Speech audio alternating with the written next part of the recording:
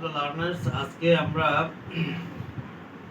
শিখবো গেশো মেডিটেশন। গেশো মেডিটেশনটা কিভাবে করতে হয়। হ্যাঁ, গেশো মেডিটেশন, গেশো শব্দটা হলো জাপানিজ শব্দ। এটা হিন্দু রিচুয়ালে নমস্কারের ভঙ্গি বলা হয়, কিন্তু এটা হলো গেশো।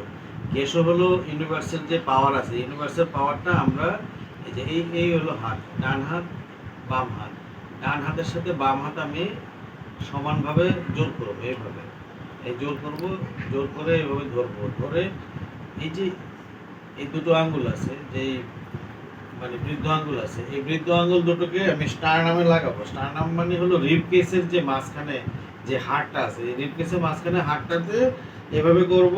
আমার হাত দুটো সমান থাকবে। আমার আমার যে শ্বাস আছে, এই যে শ্বাসের ইয়েটা আছে, এই শ্বাসটা পড়বে হলো এই মিডল ফিঙ্গারের উপরে। এবং এই মিডল ফিঙ্গারে যখনই শ্বাস পড়বে, তাহলে মেরুদণ্ড সোজা, ঘাড় সোজা, কাঁধ সোজা, এই পজিশনটাকে আমরা গ্যাসো পজিশন বলে থাকি।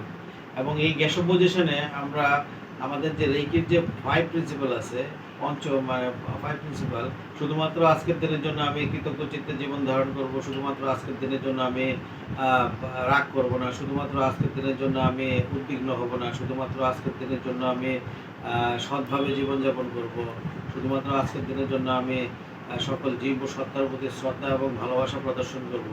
এখন আপনাকে মন রাখতে হবে, এই মনটা এই দুটো দুটো হাতের মাঝখানে যেই ফাঁকা জায়গাটা আছে, ফাঁকা জায়গাতে মনটা রাখবেন। আর চোখ বন্ধ করে এই কথা, পাঁচটা যেই প্রিন্সিপাল আছে, রেকির যে 5 প্রিন্সিপাল আছে, এই 5 প্রিন্সিপালকে আপনারা মেডিটেশন করবেন। রেকি গেশো মেডিটেশন, এটাকে বলা হয় গেশো পজিশন। আর ওটাকে ওই 5টা প্রিন্সিপাল বলে এখানে মন রেখে যে কথাটা বলা হয়, সেটাকে বলা হয় গেশো meditation.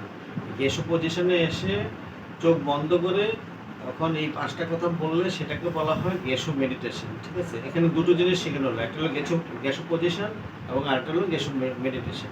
Thank you very much, ভালো থাকবেন।